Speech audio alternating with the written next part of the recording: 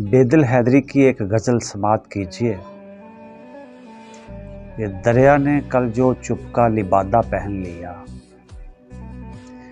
दरिया ने कल जो चुपका लिबादा पहन लिया, प्यासों ने अपने जिस्म पे सहरा पहन लिया।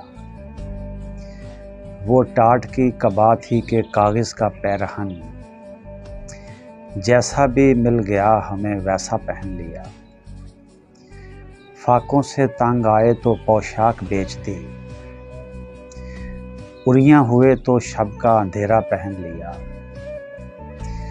गर्मी लगी तो खुद से अलग होके सो गए, सर्दी लगी तो खुद को दोबारा पहन लिया।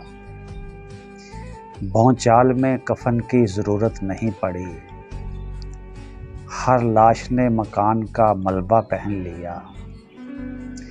बेदिल लिबासे ज़ीस्त बड़ा दीदा ज़ेब था और हमने इस लिबास को उल्टा पहन लिया।